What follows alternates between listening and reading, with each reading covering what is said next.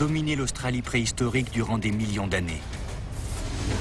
Des prédateurs géants, des oiseaux carnassiers et des marsupiaux carnivores. Telle est la théorie du paléontologue Steve Rowe. Mais elle suscite quelques interrogations chez ses confrères. Comment le pays des kangourous et des koalas a-t-il pu donner naissance à des prédateurs préhistoriques? Steve Rowe va donc devoir prouver sa théorie. Grâce à la science, à la mécanique et à l'infographie, il compte bien percer les secrets des super prédateurs australiens.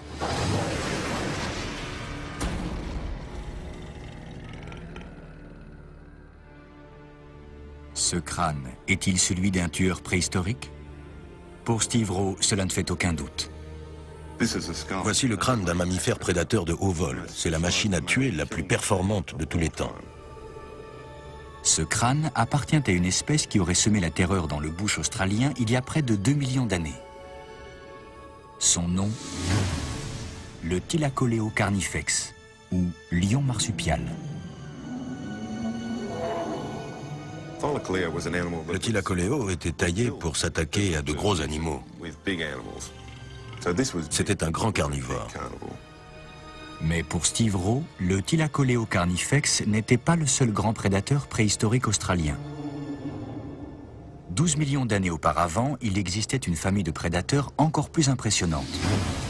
Les Dromornis stirtoni, surnommés les oiseaux tonnerres. Cette famille comprenait les plus grands oiseaux ayant jamais existé. Ils pouvaient peser jusqu'à 500 kilos et mesuraient 3 mètres de haut. C'étaient de véritables monstres. Steve Rowe a consacré près de 10 ans de sa vie à tenter de prouver que le lion marsupial et cet oiseau géant étaient des prédateurs. C'est même devenu le but de ses recherches. Et s'il a raison, c'est toute l'histoire de l'Australie préhistorique qu'il faudra repenser. Pas étonnant donc que la plupart de ses confrères restent sceptiques. Pour eux, ces animaux n'étaient pas bâtis pour la chasse. Le lion marsupial ne possède pas les dents d'un super prédateur. Selon eux, ces prétendus monstres étaient de paisibles herbivores. À mon avis, c'étaient des herbivores. Et j'en veux pour preuve l'absence d'éléments qui suggéreraient une quelconque adaptation carnivore. Ces soi-disant prédateurs n'auraient pas, disent-ils, trouvé de quoi se nourrir dans la nature australienne, particulièrement inhospitalière. Le décor est donc planté pour une joute scientifique sans concession. Et Steve Rowe n'a pas l'intention de renoncer à sa théorie. C'étaient des prédateurs remarquablement adaptés à l'environnement australien. Qui a raison? Et si c'est Steve Rowe, comment compte-t-il le prouver? C'est ici que tout va se jouer, dans le bush et la forêt qui recouvraient autrefois l'Australie.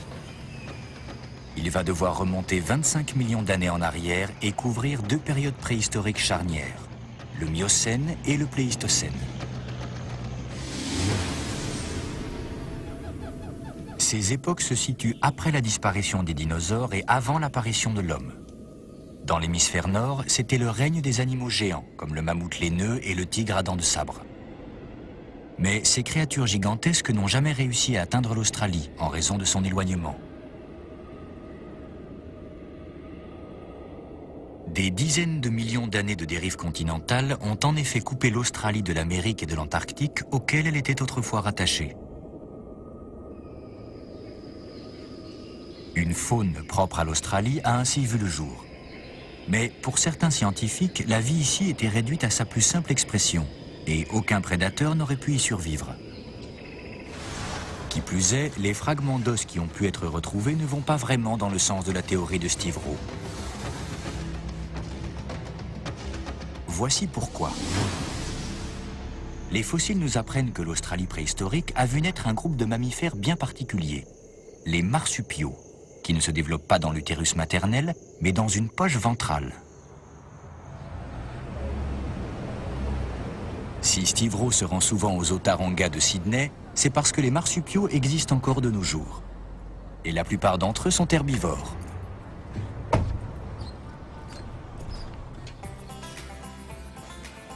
Le koala, par exemple, illustre parfaitement le casse-tête auquel il est confronté. Car en plus d'être un marsupial herbivore, le koala est également le plus proche parent du lion marsupial.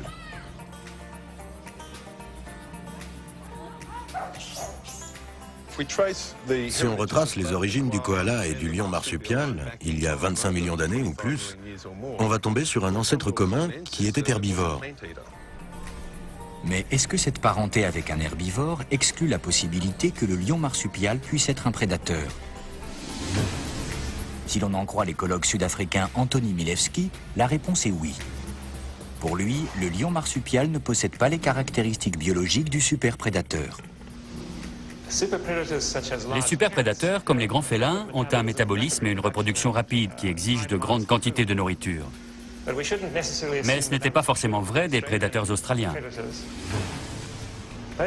Si on se base sur ses cousins actuels, le lion marsupial devait avoir un rythme de vie relativement tranquille, des déplacements et un métabolisme assez lent, et une tendance à la somnolence, comme le koala. Quant à l'oiseau tonnerre, il était au moins aussi étrange.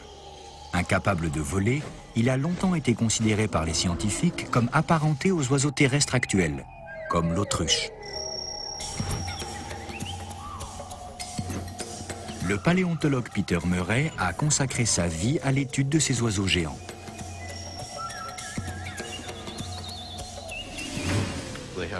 Ils avaient des petits moignons d'ailes, un long cou et de longues pattes. Tout semblait indiquer qu'ils s'apparentaient à des animaux comme les moas, ou éventuellement les émeus ou les autruches. Et pourtant, il s'est avéré que les oiseaux tonnerres n'étaient pas du tout apparentés aux émeus, ni même aux autruches. Curieusement, leurs plus proches parents sont les canards actuels. De même que le koala, le canard peut difficilement faire figure de cousin de superprédateurs. Une fois de plus, Steve Rowe se trouve donc confronté à des indices qui ne coïncident pas avec sa théorie.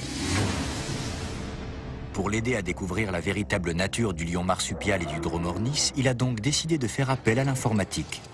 Il a ainsi recruté plusieurs infographistes de ce studio d'animation de Brisbane. D'habitude, ceux-ci créent des effets spéciaux pour les spots publicitaires, les vidéoclips ou le cinéma. Mais Steve Rowe leur a confié une mission beaucoup plus insolite. Utiliser leur savoir-faire pour redonner vie à ces deux espèces disparues.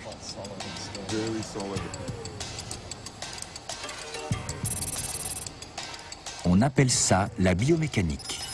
En étudiant la façon dont ces animaux bougent, le paléontologue espère découvrir des indices sur leur mode de vie et, pourquoi pas, sur leur technique de chasse. Sous la houlette du scientifique, les infographistes vont prendre en compte divers paramètres, allant de la taille des os fossilisés aux performances physiques d'animaux actuels. On va aller dans un zoo pour observer la façon dont ces animaux se déplacent, réagissent et chassent. Ensuite, on revient au studio et on essaie d'incorporer ça à notre travail. Les infographistes sont avides d'informations. Le crâne représente environ 20% de la taille du corps.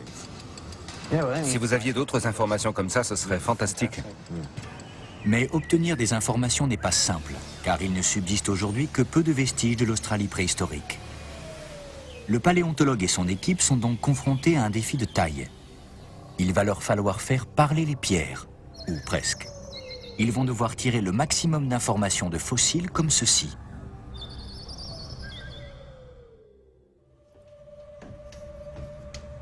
Steve Rowe se rend donc à l'Australian Museum de Sydney afin d'avoir accès aux fossiles de lions marsupiaux ayant été découverts dans le pays. Ce squelette a été trouvé en 1966 par des habitants qui construisaient une route dans une zone isolée. Malheureusement, le sol australien n'a conservé que peu de traces du lion marsupial. Et l'Australian Museum conserve jalousement l'un des spécimens les plus intéressants. Un squelette quasi complet découvert en 1966 en Nouvelle-Galles du Sud, dans une zone reculée de la région de Moray.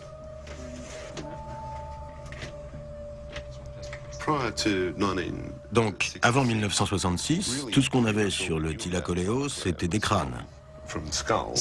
Et quelques os. Des fragments par-ci par-là. Oui, ça c'est le premier spécimen intégral de Thylacoleo qu'on ait découvert. On a quoi, 80-90% du squelette? Et tous les morceaux principaux. Mais depuis 30 ans, ce squelette n'a pratiquement pas été touché, et il n'a encore livré aucun de ses secrets concernant le mode de vie du lion marsupial. Avec l'aide de ses confrères, Steve Rowe a bien l'intention de tirer de nouvelles informations de ces fragments anciens. Un jour, il faudra nettoyer tous ces morceaux et les classer. Ensuite, on y verra sûrement plus clair. Le lion marsupial, ou Thylacoleo carnifex, a connu sa première heure de gloire en 1859, grâce au paléontologue anglais Sir Richard Owen. Ce dernier, qui est surtout connu pour avoir inventé le terme dinosaure, pensait avoir découvert un nouveau type de prédateur. Il était persuadé d'avoir affaire à un animal de grande taille, d'où le nom Thylacoleo qui signifie lion à poche. Mais ce nom est trompeur, car le Thylacoleo n'avait rien d'un lion. En tant que marsupial, il n'appartient pas non plus à la famille des félins. Pourtant, le paléontologue britannique était convaincu qu'il jouait un rôle similaire à celui d'un lion dans l'Australie préhistorique, et qu'il devait avoir la même taille.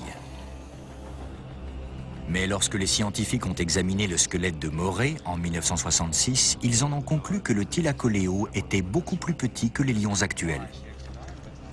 Le squelette qu'on a découvert à Moray dans les années 60 appartenait à un animal qui était grosso modo de la taille d'un léopard. Les scientifiques en ont donc déduit que tous les Thylacoleo étaient de cette taille. Les estimations sont donc revues à la baisse. Un léopard pèse en effet dans les 50 kilos, soit le tiers du poids d'un lion adulte. Et certains experts pensent même que le lion marsupial ne devait peser qu'une vingtaine de kilos.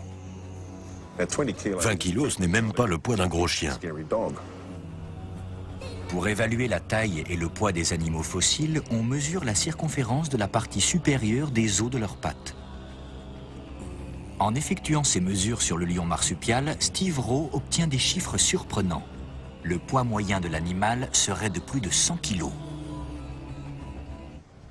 Puisque les chiffres ne collent pas, serait-il possible que les autres paléontologues aient fait totalement fausse route? Et ces résultats contradictoires ne sont pas sans poser quelques problèmes aux infographistes de Brisbane. Le poids influence le rythme du mouvement. S'il est trop saccadé, l'animal n'aura pas l'air vrai. La question de la taille et du poids est importante pour déterminer la manière dont l'animal se déplaçait.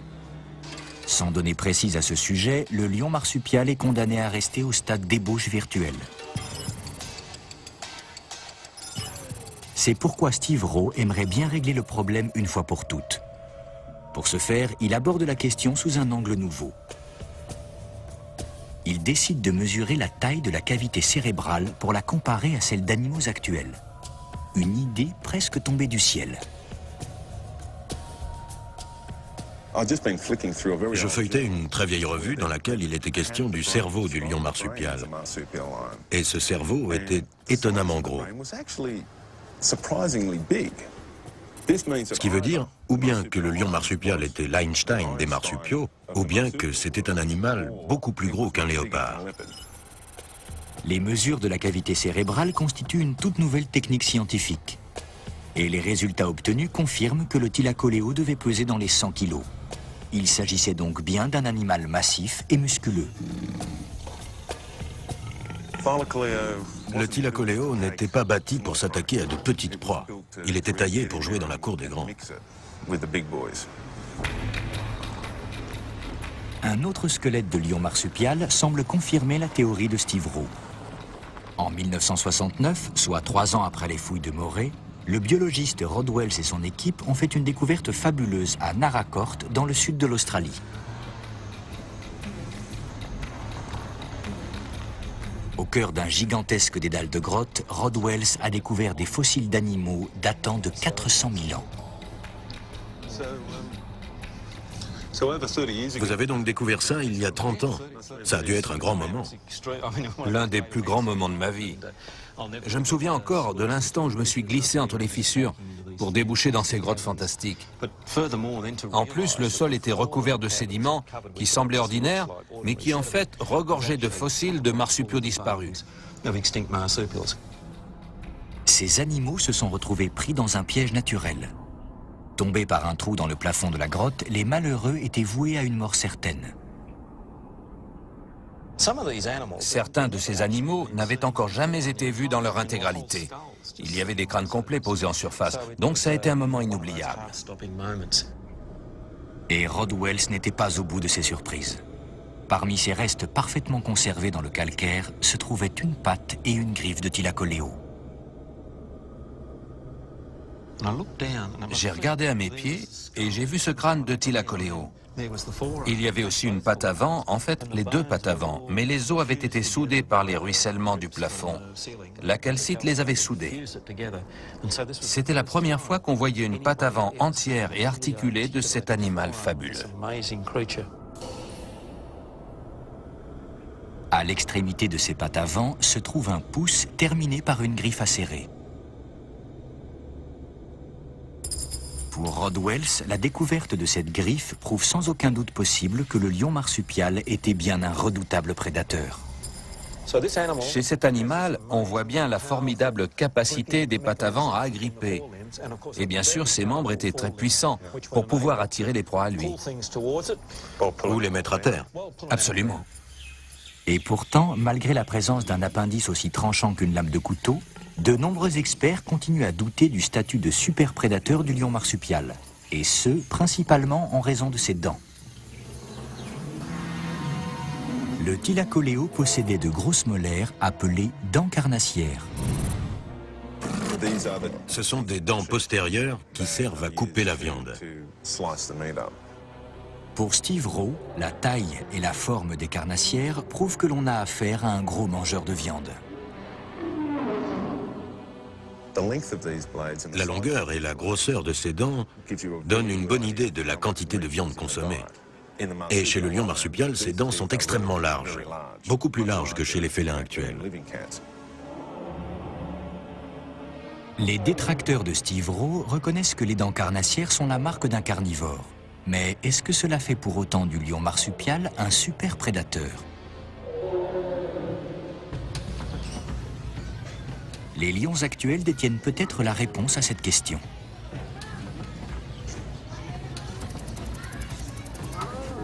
Au zoo de Sydney, Steve Rowe rencontre David Pepper Edwards, un spécialiste des lions qui lui confirme que ces félins sont bien les plus grands prédateurs du monde animal. Leur arme principale, une paire de canines en forme de lame de sabre.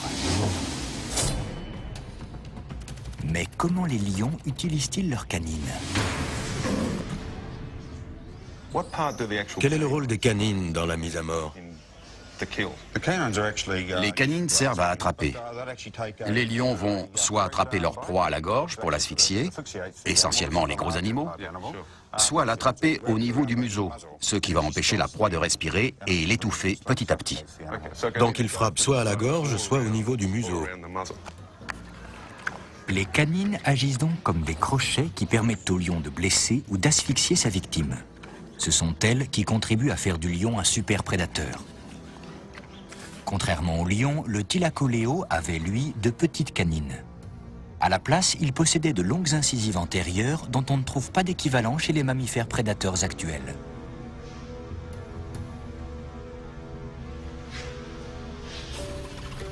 L'écologue Anthony Milewski s'est lui aussi penché sur le cas du lion marsupial. Et il est convaincu que ses dents ne sont pas celles d'un prédateur. Le premier attribut d'un super prédateur, ce sont ses canines, qui sont de longues dents acérées. Or, ici, elles brillent par leur absence. Quant aux incisives, dont certains suggèrent qu'elles auraient pu faire office de canines, elles sont trop peu pointues pour avoir pu jouer ce rôle.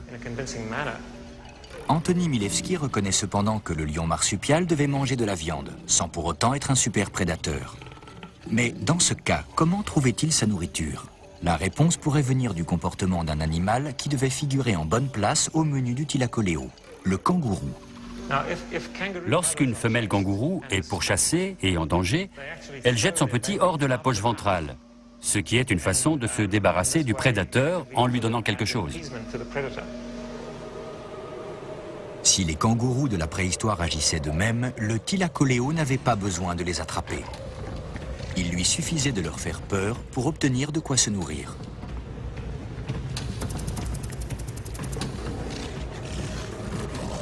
Mais l'hypothèse du Thylacoleo mangeur de bébés kangourous ne convainc pas Steve Rowe. Il reste persuadé que les dents de l'animal sont celles d'un chasseur. Cet animal était capable de tuer très efficacement grâce à ses dents. Pour confirmer son hypothèse, le paléontologue va charger l'un de ses confrères, Colin McHenry, d'une mission un peu particulière. Construire une réplique de la mâchoire d'un lion marsupial afin de mesurer la force de celle-ci. Il faut voir cette structure noire comme un mécanisme externe qui va faire deux choses. Premièrement, simuler l'action des muscles des mâchoires en appliquant une pression verticale. Deuxièmement, simuler l'action des tendons au niveau des articulations de la mâchoire. Cette pièce articulée permet de maintenir le tout, ce qui est aussi le rôle des tendons. La machine est capable de mesurer précisément la force nécessaire aux mâchoires pour produire une morsure mortelle. Mais si la pression est trop forte, elle risque d'écraser le crâne. Les deux paléontologues introduisent entre les mâchoires articulées un wallaby mort, renversé par une voiture. Donné par l'Australian Museum, l'animal pèse une trentaine de kilos. « 30 kilos, ça serait une petite proie pour un lion marsupial. » Les mâchoires se referment implacablement sur le cou du wallaby. Et le résultat est surprenant. En fait, les incisives sont passées sous la trachée et l'ont complètement écrasée. Mais comme la trachée était toute petite, la chair n'a pas été perforée. À la différence des canines d'un lion, les incisives du lion marsupial ne blessaient donc pas sa victime. Mais en exerçant une pression énorme, elle provoquait le même résultat final, l'asphyxie. Cette expérience a ainsi permis d'apprendre que les incisives du lion marsupial pouvaient à elles seules exercer une pression de 200 kg. C'est l'équivalent de deux hommes costauds appuyant sur un burin posé sur votre cou. Cette pression équivaut à celle exercée par les mâchoires d'un lion.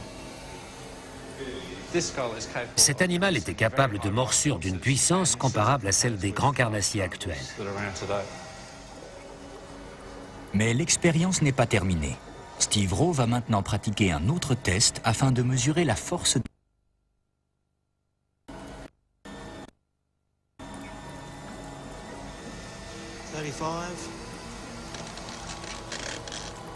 Ces molaires agissent comme des cisailles. Elles entaillent le bois en exerçant une pression de près de 460 kg, soit plus du double de la force d'un animal réputé pour ses redoutables mâchoires, la hyène tachetée.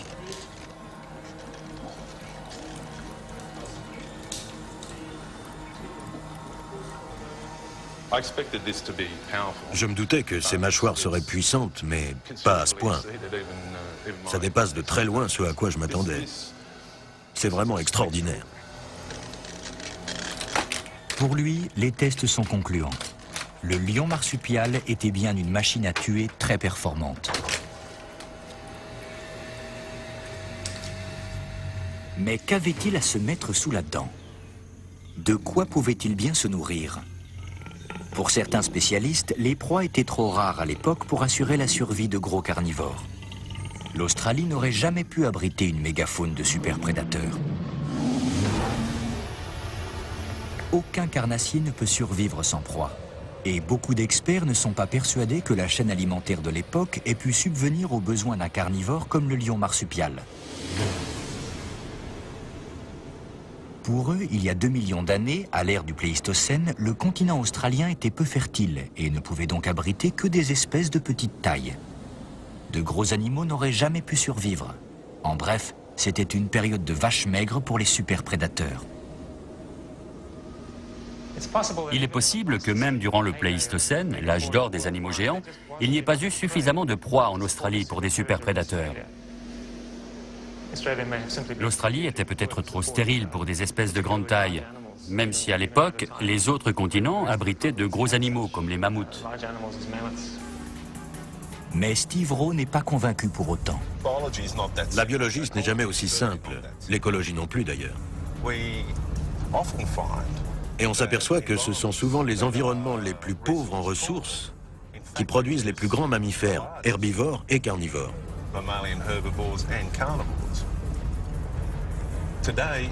Aujourd'hui, pour trouver les plus grands mammifères terrestres vivants, il ne faut pas aller au Congo ou en Amazonie.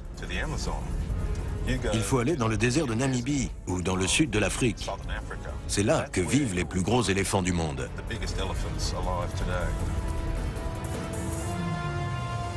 L'Australie abritait donc peut-être plus de proies qu'on ne le pensait. En 1994, l'archéologue Judith Field a dirigé des fouilles à Cuddy Springs, en Nouvelle-Galles du Sud. Un lieu aride où il ne pousse que quelques buissons. Ces fouilles ont mis au jour les restes d'une vingtaine d'espèces du Pléistocène. Pour elle, c'est une preuve de l'importante biodiversité qui existait à l'époque.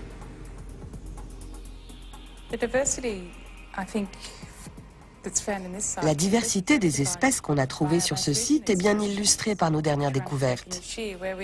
Cette année, on a trouvé une couche de fossiles extrêmement dense, sur une surface très réduite. Elle se compose essentiellement d'os de grande taille, notamment des tibias de kangourous géants.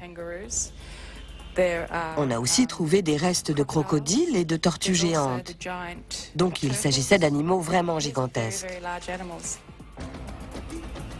Les découvertes de Cuddy Springs attestent donc de l'existence d'un large éventail de proies potentielles dans l'Australie préhistorique. Et ce, même dans des régions où la végétation était réduite en période de sécheresse. Si on a trouvé tout ça dans une zone aride, on peut penser que dans des régions plus tempérées du continent, on trouvait une biodiversité égale ou supérieure à celle-ci. Si Judith Field a vu juste, cet animal devait figurer lui aussi en bonne place sur le menu du Thylacoleo. Son nom, le diprotodon. Des nombreux ossements de diprotodon ont été découverts à Cuddy Springs. Pesant jusqu'à 3 tonnes, cet animal devait pouvoir rassasier même le plus affamé des lions marsupiaux. Un diprotodon adulte était à peu près de la taille d'un rhinocéros blanc. C'était le plus grand marsupial ayant jamais existé. Mais comment le lion marsupial s'y prenait-il pour chasser un animal pareil? Pour répondre à cette question, Steve Rowe se tourne une fois de plus vers son équipe d'infographistes, qui va tenter de redonner vie à l'animal. Pour vous, le diprotodon était la principale source de nourriture du lion marsupial? On n'a pas suffisamment d'informations pour affirmer ça, mais on est pratiquement sûr qu'il faisait partie de son menu. Le Thylacoleo est bâti pour le combat rapproché. Il est particulièrement doué pour chasser des animaux de grande taille qui ne sont pas très rapides.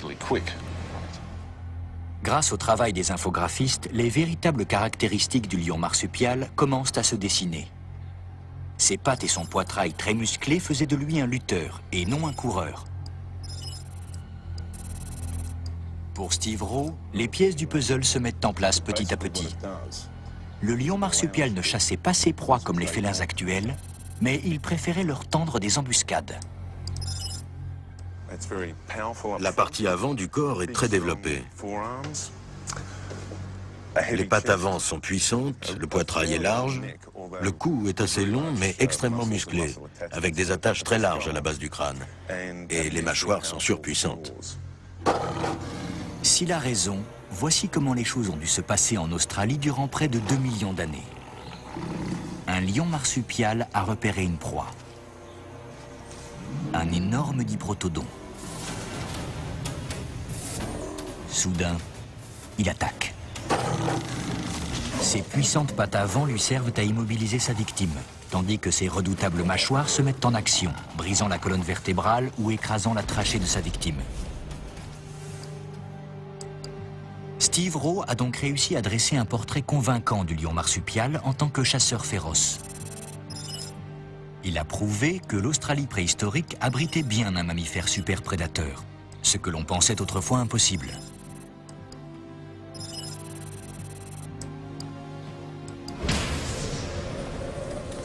Mais il est persuadé que le lion marsupial n'était pas seul. Il pense qu'un autre super prédateur a existé avant lui. Un prédateur peut-être encore plus redoutable et plus terrifiant.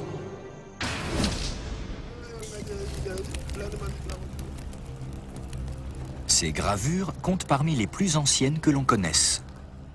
Elles sont l'œuvre d'un artiste aborigène ayant vécu il y a plus de 20 000 ans. Et elles représentent les traces d'un oiseau géant. Le folklore aborigène mentionne depuis toujours un grand oiseau régnant sur les forêts des temps anciens.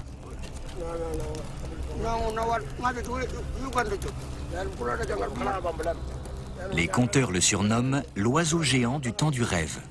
Steve Rowe, lui, préfère le désigner sous le nom d'oiseau tonnerre. C'est un oiseau gigantesque avec un bec tellement puissant qu'il aurait pu vous arracher un bras. Mais cet oiseau était-il vraiment un prédateur? Et si oui, comment s'y prenait-il pour tuer ses proies? Le paléontologue Peter Murray préfère pour sa part désigner l'animal sous son nom latin, le Dromornis stirtoni. Depuis 30 ans, Peter Murray est basé au cœur de l'Australie, à Alice Springs. Dans son petit laboratoire, il a accumulé une impressionnante collection d'os de Dromornis, dont chacun a été durement arraché au sol ingrat de l'outback australien.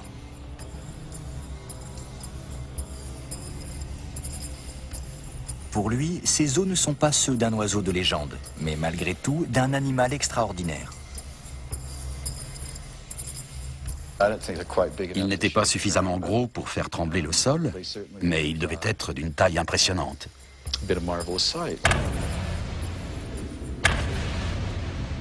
Voici l'une des reconstitutions de Peter Murray. Il s'agit de l'un des plus grands spécimens de la famille des Dromornis, un animal ayant vécu il y a 8 millions d'années. La tête, aussi grosse que celle d'un cheval, est terminée par un bec épais et recourbé. La cage thoracique est vaste. Quant aux longues pattes, elles pouvaient produire des foulées de 3 mètres.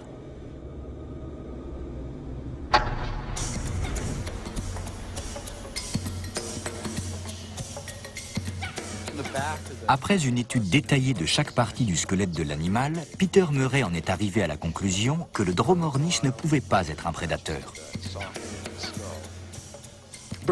Les oiseaux sont un vrai problème. Ils mangent tout ce qui leur tombe sous le bec, à la moindre occasion. Mais ils sont avant tout herbivores.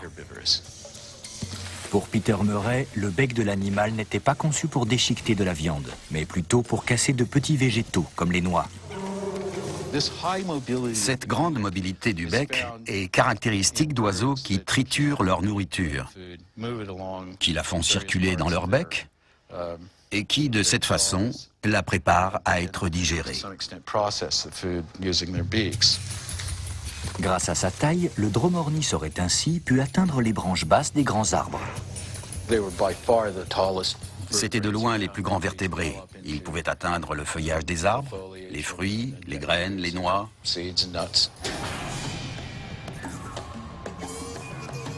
Mais Steve Rowe n'est pas d'accord. Le Dromornis a une très large ouverture de mâchoire. Il peut ouvrir le bec très grand. Et cette caractéristique fait partie de la panoplie classique du prédateur. Pour Steve Rowe, la taille du crâne et du bec du Dromornis font clairement de lui un prédateur. Et pour prouver sa théorie, il se rend une fois de plus au zoo Taronga de Sydney. Ce Cacatoès à hubes jaunes compte parmi les plus grands oiseaux actuels originaires d'Australie. Son régime alimentaire se compose de graines, de graminées et de noix. Sa tête et son bec sont relativement petits par rapport au reste de son corps. Pour Steve Rowe, si le Dromornis avait été un herbivore avec le même régime alimentaire, la nature ne l'aurait pas équipé d'un crâne et d'un bec aussi gros. Avec un crâne de 7 à 8 cm, Elliot est capable d'attraper et de casser les plus grosses noix qu'on trouve en Australie. Si on pouvait, comme par magie, grossir Elliot jusqu'à la taille d'un Dromornis, sa tête deviendrait proportionnellement beaucoup plus petite par rapport au reste de son corps. Mais il serait malgré tout capable d'attraper et de manger les plus grosses noix qui existent ici. Si l'évolution a doté le Dromornis d'une grosse tête, c'est donc pour une autre raison, qui pourrait bien être la viande. Mais Peter Murray a d'autres objections à cette théorie. L'importance du bassin et de la cage thoracique, ainsi que la corpulence générale de l'animal, indiquent qu'il devait avoir un gros intestin caractéristique des herbivores. Si les herbivores sont souvent imposants, c'est pour leur permettre d'absorber de grandes quantités de nourriture faiblement nutritive et de les transformer grâce à des bactéries. De plus, le Dromornis ne possédait pas de serre et sans doute pas de griffes. Ses pieds devaient plutôt s'apparenter à des sabots, rien de comparable aux attributs d'un oiseau de proie. Peter Murray est convaincu que ses pattes sont celles d'un oiseau capable de couvrir de longues distances pour trouver la végétation dont il se nourrissait. C'étaient de grands marcheurs qui devaient posséder un peu le même genre de démarche souple, rapide et efficace que les chameaux. Ils étaient obligés de parcourir de longues distances pour trouver sans cesse de nouvelles zones à brouter. Un point que Steve Rowe ne conteste pas. Je suis prêt à accepter l'idée que si le Dromornis consommait de grandes quantités de viande, il ne se les procurait peut-être pas de la même façon que les animaux actuels. Il y a des avis et des éléments contradictoires à ce sujet. Mais il est un dernier élément qui correspond encore moins au profil du superprédateur. Sa vue.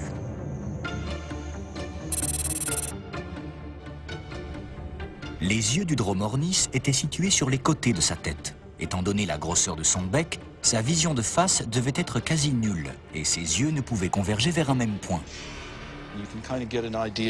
On peut se faire une idée de ce qu'était la vision de cet oiseau en regardant son crâne. On voit que ses yeux sont dirigés latéralement et on peut penser qu'il ne regardait jamais devant lui. Autant de détails qui poussent Steve Rowe à faire le point. Le Dromornis était bien un gros oiseau. La taille et l'ouverture de son bec peuvent suggérer un régime carnivore. Mais sans vision frontale, comment pouvait-il chasser? Va-t-il devoir renoncer à sa théorie et se rendre à l'évidence?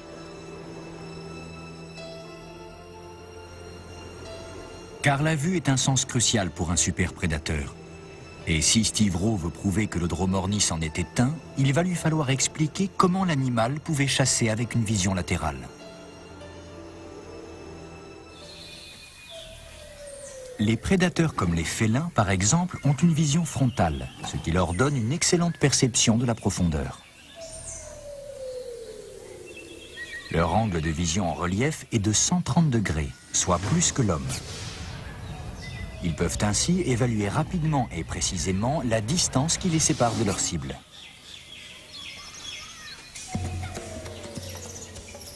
Les oiseaux de proie, comme ce condor, ont également une bonne vision frontale et binoculaire, ce qui leur donne un angle de vision en relief de l'ordre de 20 degrés. Le Dromornis, pour sa part, ne possédait rien de tel. Avec sa vision latérale, il était obligé de tourner constamment la tête pour avoir une bonne vision en 3 dimensions. C'est ce que font la plupart des oiseaux actuels, à l'exception des oiseaux de proie. Si vous avez un canari ou une poule chez vous, vous les verrez souvent tourner la tête sur le côté, comme ça. Et les Dromornis devaient faire la même chose. Étant donné la forme de son crâne, le Dromornis devait s'accommoder d'un angle mort d'environ 40 degrés au centre de sa vision. Mais ce fossile pourrait bien éclairer d'un jour nouveau les recherches de Steve Rowe. Découvert sur un site reculé du nord de l'Australie, ce fragment unique est en fait l'empreinte d'un cerveau de Dromornis datant de 15 millions d'années. Il a été confié à Walter Bowles de l'Australian Museum. Il s'agit de l'empreinte d'un cerveau de Dromornis. Ce n'est pas le cerveau lui-même. C'est comme si vous aviez pris un crâne, que vous l'aviez rempli de pâte à modeler et que vous aviez ensuite retiré le crâne. Cette empreinte va ainsi livrer de précieuses informations biologiques qu'aucun os n'aurait pu fournir sur les sens de l'animal et ses capacités mentales. Ça modifie complètement l'idée qu'on se faisait de cet oiseau. Aucun squelette n'aurait pu nous apprendre ça. Ce cerveau révèle notamment l'existence de bulbes olfactifs très développés, ce qui signifie que l'oiseau avait un odorat extrêmement performant. Si ces animaux utilisaient leur odorat pour se nourrir, il y a plus de chances pour qu'on ait affaire à des carnivores qu'à des herbivores. Ils étaient certainement capables de repérer leur proie à l'odorat plutôt qu'à la vue. C'était donc son odorat et non ses yeux qui guidaient le Dromornis vers ses proies. Cet oiseau n'était sans doute pas un chasseur, mais plutôt un redoutable charognard prêt à se battre pour une carcasse. Et en cas de conflit, il ne devait pas hésiter à se servir de son bec meurtrier. Steve Rowe est donc conduit à imaginer un autre rôle pour cet animal. Les Dromornis stirtoni n'entrent dans aucune des niches écologiques actuelles.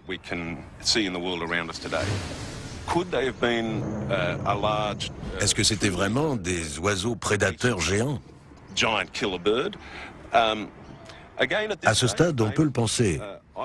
Personnellement, je n'en suis pas sûr. Mais ce dont je suis sûr, c'est que le débat est loin d'être clos et que ces oiseaux jouaient à l'époque un rôle différent. La théorie de Steve Rowe s'est donc révélée exacte, du moins en partie. L'Australie préhistorique était bien dominée par de gros carnivores à sang chaud. Le Dromornis n'était peut-être pas un prédateur tel que le lion marsupial, mais il s'en approchait. Le paléontologue peut être satisfait. Il est parti à la chasse aux monstres préhistoriques et il en a trouvé 2 gros.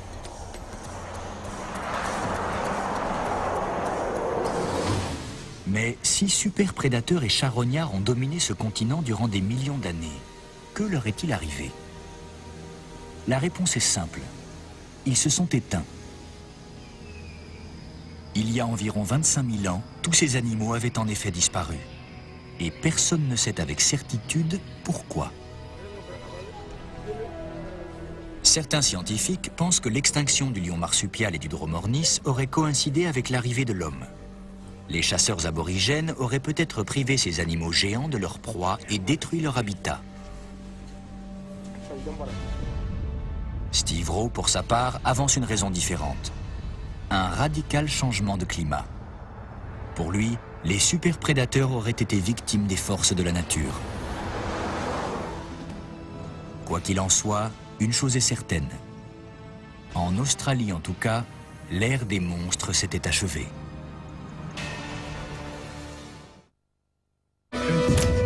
Mutaburasaurus, Pliosaure, Rhoetosaurus. Demain, nous verrons à quoi ressemblaient ces créatures appartenant à la préhistoire de l'Australie. Un voyage dans le temps organisé par Arte Découverte à partir d'études récentes menées par des paléontologues. En serez-vous ?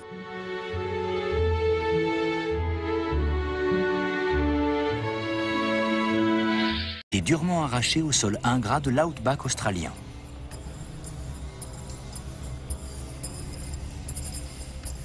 Pour lui, ces os ne sont pas ceux d'un oiseau de légende, mais malgré tout d'un animal extraordinaire. Il n'était pas suffisamment gros pour faire trembler le sol, mais il devait être d'une taille impressionnante.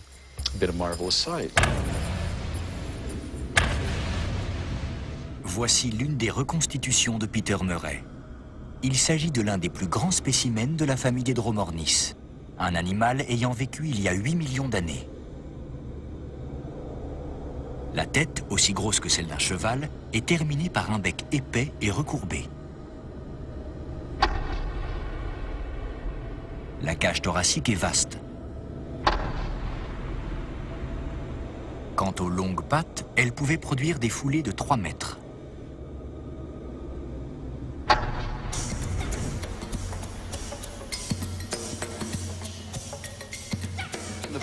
Après une étude détaillée de chaque partie du squelette de l'animal, Peter Murray en est arrivé à la conclusion que le Dromornis ne pouvait pas être un prédateur.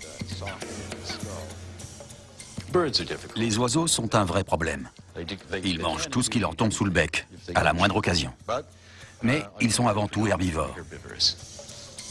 Pour Peter Murray, le bec de l'animal n'était pas conçu pour déchiqueter de la viande, mais plutôt pour casser de petits végétaux, comme les noix. Cette grande mobilité du bec est caractéristique d'oiseaux qui triturent leur nourriture, qui la font circuler dans leur bec et qui, de cette façon, la préparent à être digérée. Grâce à sa taille, le dromornis aurait ainsi pu atteindre les branches basses des grands arbres. C'étaient de loin les plus grands vertébrés. Ils pouvaient atteindre le feuillage des arbres, les fruits, les graines, les noix.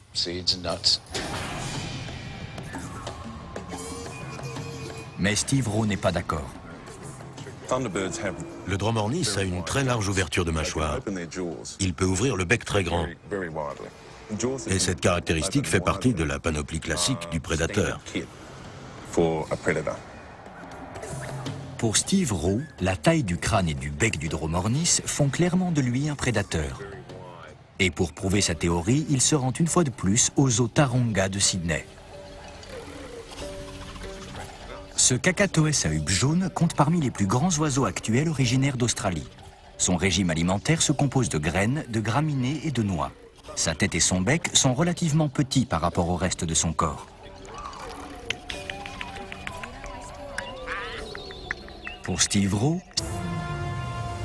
l'Australie abritait donc peut-être plus de proies qu'on ne le pensait. En 1994, l'archéologue Judith Field a dirigé des fouilles à Cuddy Springs, en Nouvelle-Galles du Sud. Un lieu aride où il ne pousse que quelques buissons. Ces fouilles ont mis au jour les restes d'une vingtaine d'espèces du Pléistocène. Pour elle, c'est une preuve de l'importante biodiversité qui existait à l'époque.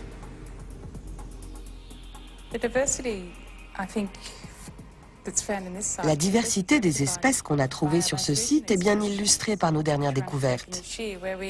Cette année, on a trouvé une couche de fossiles extrêmement dense, sur une surface très réduite.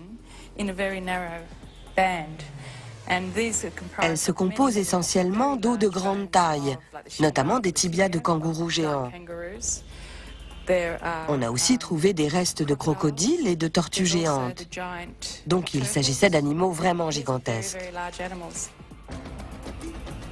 Les découvertes de Cuddy Springs attestent donc de l'existence d'un large éventail de proies potentielles dans l'Australie préhistorique.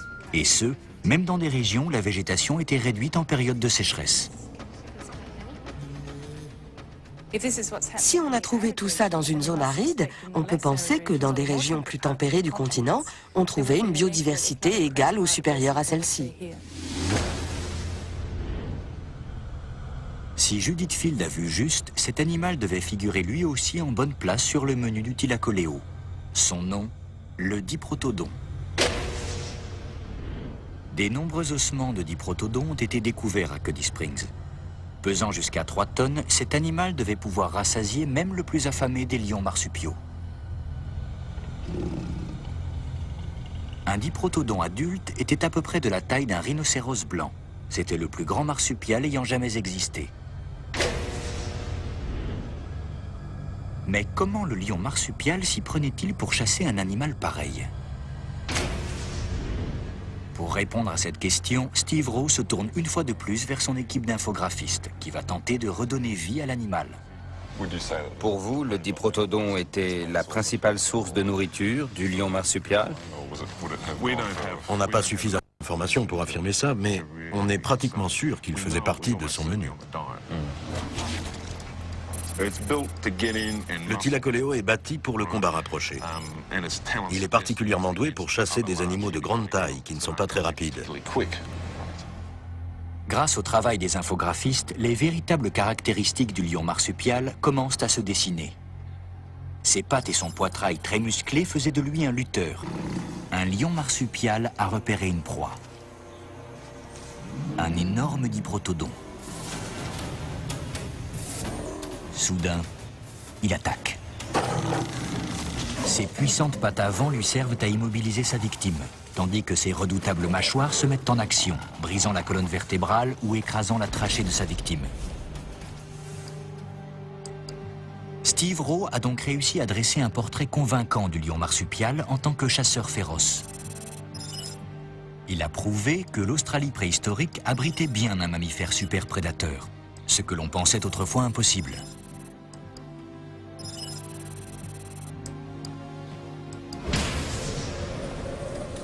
Mais il est persuadé que le lion marsupial n'était pas seul. Il pense qu'un autre super prédateur a existé avant lui. Un prédateur peut-être encore plus redoutable et plus terrifiant.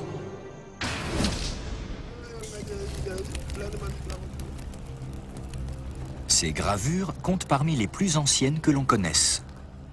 Elles sont l'œuvre d'un artiste aborigène ayant vécu il y a plus de 20 000 ans. Et elles représentent les traces d'un oiseau géant. Le folklore aborigène mentionne depuis toujours un grand oiseau régnant sur les forêts des temps anciens.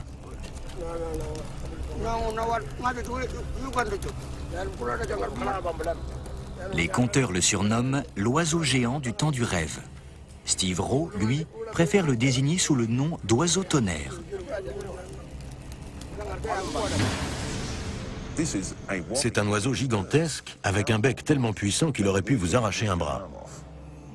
Mais cet oiseau était-il vraiment un prédateur? Et si oui, comment s'y prenait-il pour tuer ses proies? Le paléontologue Peter Murray préfère pour sa part désigner l'animal sous son nom latin, le Dromornis stirtoni. Depuis 30 ans, Peter Murray est basé au cœur de l'Australie, à Alice Springs. Dans son petit laboratoire, il a accumulé une impressionnante collection d'os de Dromornis, dont chacun a été durement arraché au sol ingrat de l'outback australien.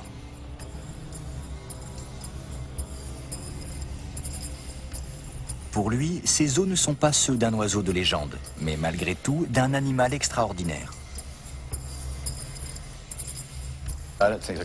Il n'était pas suffisamment gros pour faire trembler le sol, mais il devait être d'une taille impressionnante.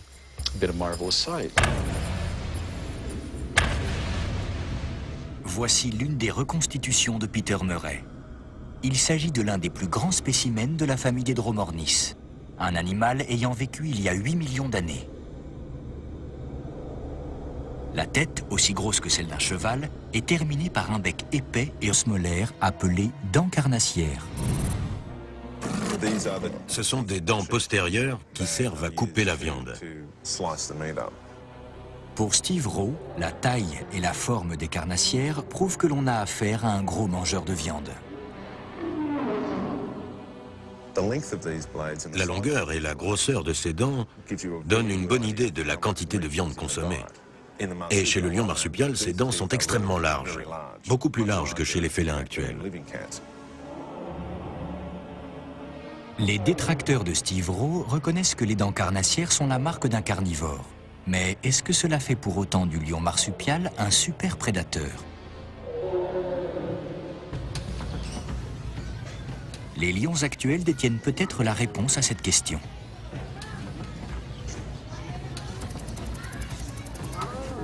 Au zoo de Sydney, Steve Rowe rencontre David Pepper Edwards, un spécialiste des lions qui lui confirme que ces félins sont bien les plus grands prédateurs du monde animal. Leur arme principale, une paire de canines en forme de lame de sabre. Mais comment les lions utilisent-ils leurs canines? Quel est le rôle des canines dans la mise à mort? Les canines servent à attraper. Les lions vont soit attraper leur proie à la gorge pour l'asphyxier, essentiellement les gros animaux, soit l'attraper au niveau du museau, ce qui va empêcher la proie de respirer et l'étouffer petit à petit. Donc ils frappent soit à la gorge, soit au niveau du museau. Les canines agissent donc comme des crochets qui permettent au lion de blesser ou d'asphyxier sa victime. Ce sont elles qui contribuent à faire du lion un super prédateur. Contrairement au lion, le Thylacoleo avait, lui, de petites canines. À la place, il possédait de longues incisives antérieures dont on ne trouve pas d'équivalent chez les mammifères prédateurs actuels.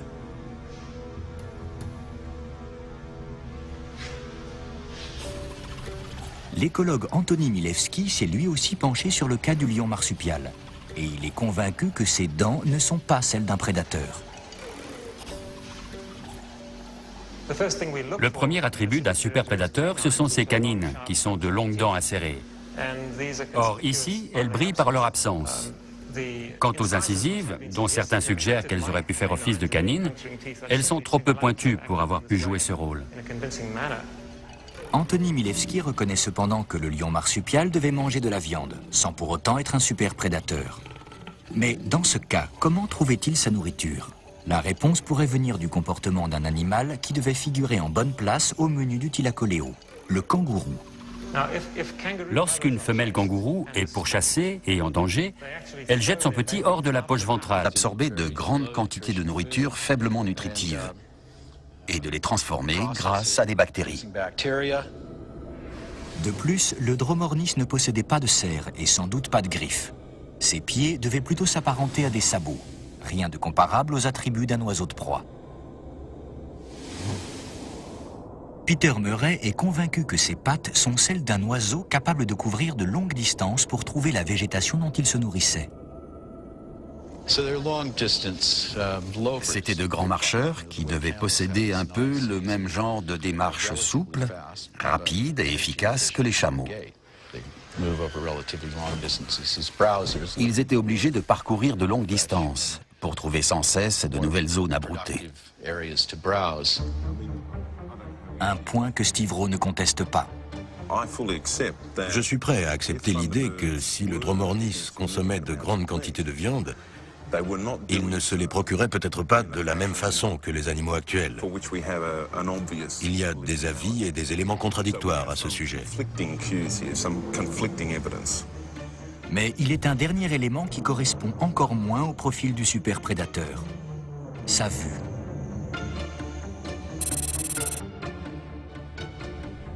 Les yeux du dromornis étaient situés sur les côtés de sa tête. Étant donné la grosseur de son bec, sa vision de face devait être quasi nulle et ses yeux ne pouvaient converger vers un même point. On peut se faire une idée de ce qu'était la vision de cet oiseau en regardant son crâne. On voit que ses yeux sont dirigés latéralement et on peut penser qu'il ne regardait jamais devant lui. Autant de détails qui poussent Steve Rowe à faire le point. Le dromornis était bien un gros oiseau. La taille et l'ouverture de son bec peuvent suggérer un régime carnivore. Mais sans vision frontale, comment pouvait-il chasser? Va-t-il devoir renoncer à sa théorie et se rendre à l'évidence? Car la vue est un sens crucial pour un super prédateur. Et si Steve Rowe veut prouver que le dromornis en était un, il va lui falloir expliquer comment l'animal pouvait chasser avec une vision latérale. Les prédateurs comme les félins, par exemple, ont une vision frontale, ce qui leur donne une excellente perception de la profondeur. Leur angle de vision en relief est de 130 degrés, soit plus que l'homme. Ils peuvent ainsi évaluer rapidement et précisément la distance qui les sépare de leur cible.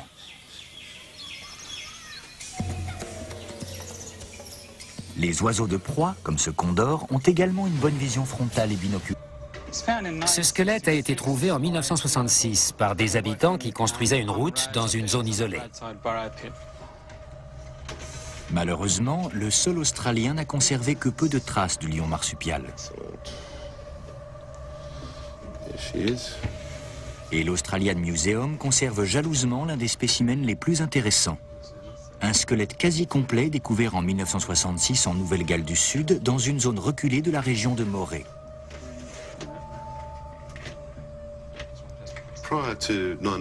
Donc, avant 1966, tout ce qu'on avait sur le thylacoleo, c'était des crânes.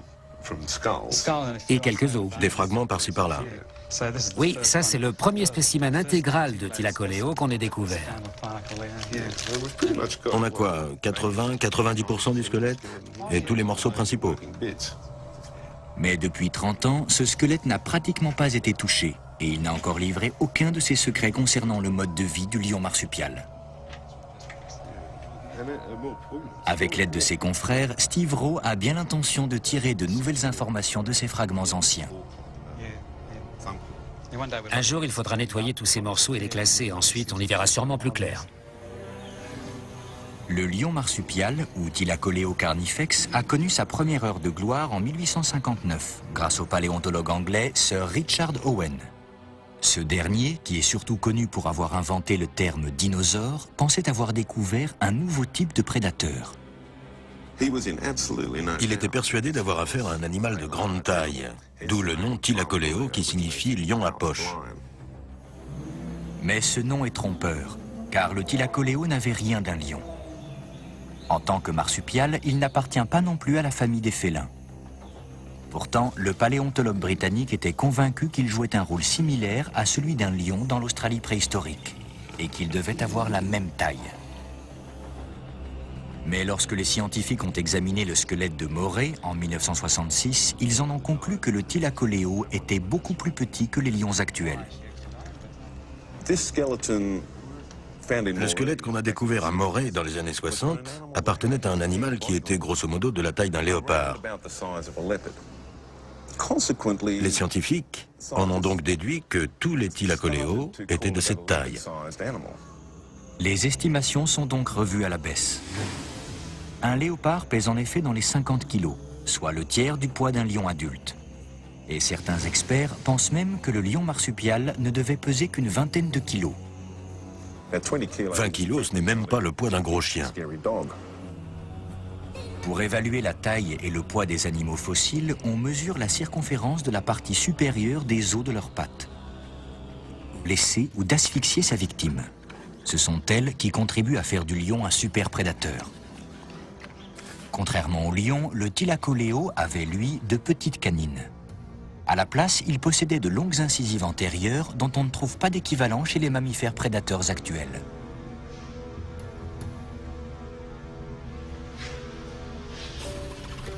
L'écologue Antoni Milewski s'est lui aussi penché sur le cas du lion marsupial. Et il est convaincu que ses dents ne sont pas celles d'un prédateur. Le premier attribut d'un superprédateur, ce sont ses canines, qui sont de longues dents acérées. Or, ici, elles brillent par leur absence. Quant aux incisives, dont certains suggèrent qu'elles auraient pu faire office de canines, elles sont trop peu pointues pour avoir pu jouer ce rôle. Antoni Milewski reconnaît cependant que le lion marsupial devait manger de la viande, sans pour autant être un super prédateur. Mais dans ce cas, comment trouvait-il sa nourriture? La réponse pourrait venir du comportement d'un animal qui devait figurer en bonne place au menu du Thylacoleo, le kangourou. Lorsqu'une femelle kangourou est pourchassée et en danger, elle jette son petit hors de la poche ventrale, ce qui est une façon de se débarrasser du prédateur en lui donnant quelque chose. Si les kangourous de la préhistoire agissaient de même, le Thylacoleo n'avait pas besoin de les attraper. Il lui suffisait de leur faire peur pour obtenir de quoi se nourrir.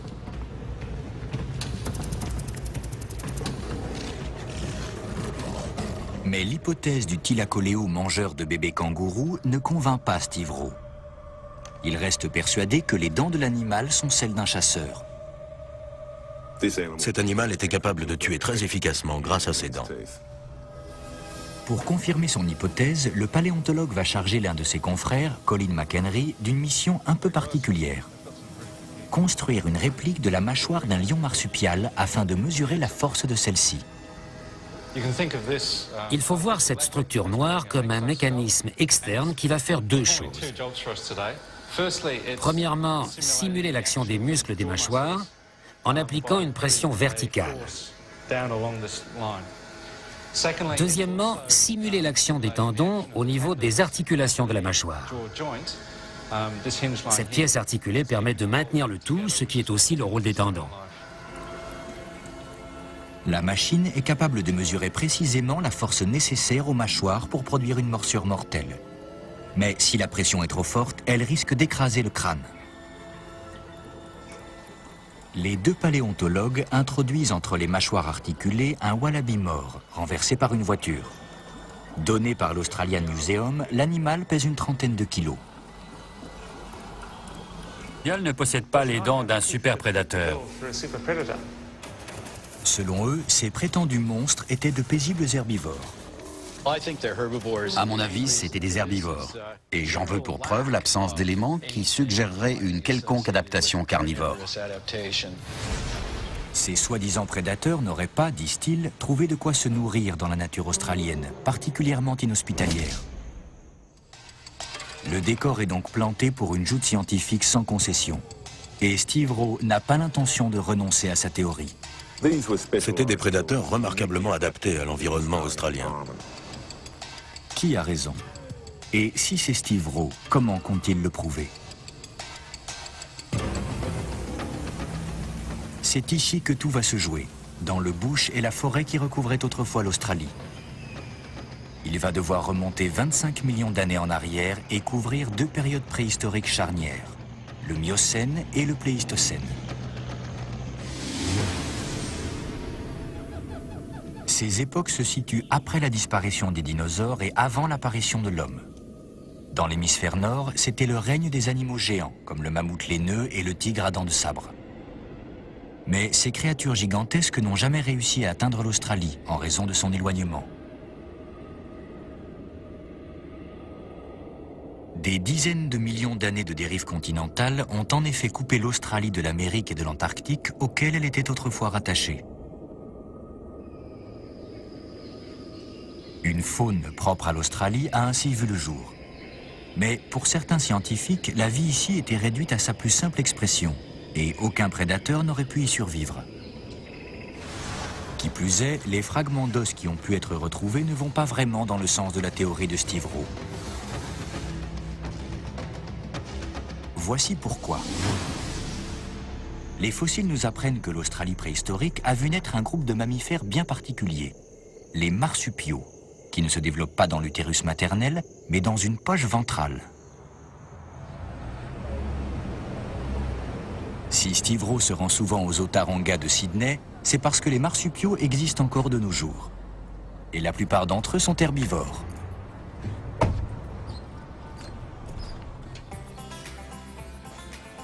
Le koala, par exemple, illustre parfaitement le casse-tête auquel il est confronté. Car en plus d'être un marsupial herbivore, le koala est également le plus proche parent du lion marsupial.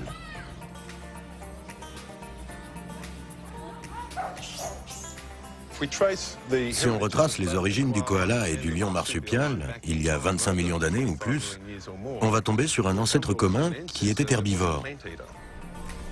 Mais est-ce que cette parenté avec un herbivore exclut la possibilité de tuer très efficacement grâce à ses dents? Pour confirmer son hypothèse, le paléontologue va charger l'un de ses confrères, Colin McHenry, d'une mission un peu particulière. Construire une réplique de la mâchoire d'un lion marsupial afin de mesurer la force de celle-ci. Il faut voir cette structure noire comme un mécanisme externe qui va faire deux choses. Premièrement, simuler l'action des muscles des mâchoires en appliquant une pression verticale. Deuxièmement, simuler l'action des tendons au niveau des articulations de la mâchoire. Cette pièce articulée permet de maintenir le tout, ce qui est aussi le rôle des tendons. La machine est capable de mesurer précisément la force nécessaire aux mâchoires pour produire une morsure mortelle. Mais si la pression est trop forte, elle risque d'écraser le crâne. Les deux paléontologues introduisent entre les mâchoires articulées un wallaby mort, renversé par une voiture. Donné par l'Australian Museum, l'animal pèse une trentaine de kilos. « 30 kilos, ça serait une petite proie pour un lion marsupial. » Les mâchoires se referment implacablement sur le cou du wallaby. Et le résultat est surprenant. En fait, les incisives sont passées sous la trachée et l'ont complètement écrasée. Mais comme la trachée était toute petite, la chair n'a pas été perforée. À la différence des canines d'un lion, les incisives du lion marsupial ne blessaient donc pas sa victime. Mais en exerçant une pression énorme, elles provoquaient le même résultat final, l'asphyxie. Cette expérience a ainsi permis d'apprendre que les incisives du lion marsupial pouvaient à elles seules exercer une pression de 200 kg. C'est l'équivalent de deux hommes costauds appuyant sur un burin posé sur votre cou. Cette pression équivaut à celle exercée par les mâchoires d'un lion. Cet animal était capable de morsures d'une puissance comparable à celle des grands carnassiers actuels. Mais l'expérience n'est pas terminée. Steve Rowe va maintenant pratiquer un autre test afin de mesurer la force.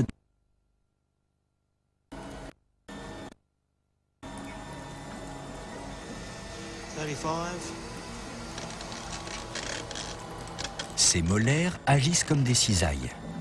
Elles entaillent le bois en exerçant une pression de près de 460 kg, soit plus du double de la force d'un animal réputé pour ses redoutables mâchoires, la hyène tachetée.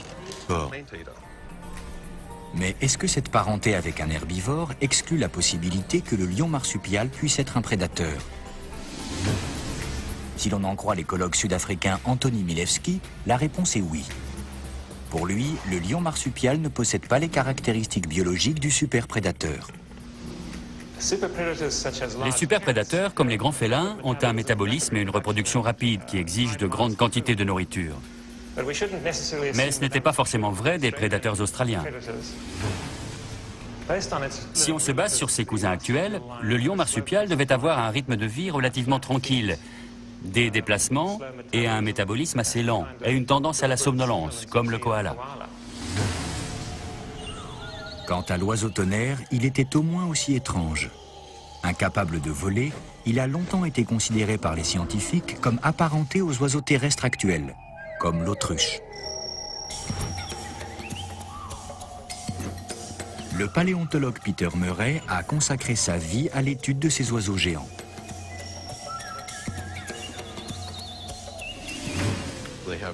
Ils avaient des petits moignons d'ailes, un long cou et de longues pattes.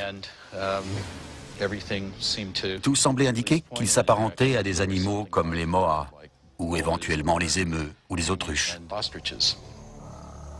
Et pourtant, il s'est avéré que les oiseaux tonnerres n'étaient pas du tout apparentés aux émeus, ni même aux autruches.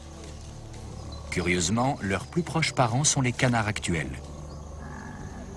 De même que le koala, le canard peut difficilement faire figure de cousin de superprédateurs.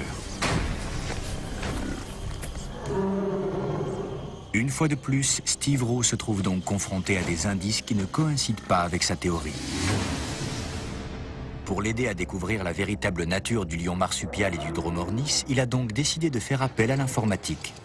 Il a ainsi recruté plusieurs infographistes de ce studio d'animation de Brisbane. D'habitude, ceux-ci créent des effets spéciaux pour les spots publicitaires, les vidéoclips ou le cinéma. Mais Steve Rowe leur a confié une mission beaucoup plus insolite. Utiliser leur savoir-faire pour redonner vie à ces deux espèces disparues.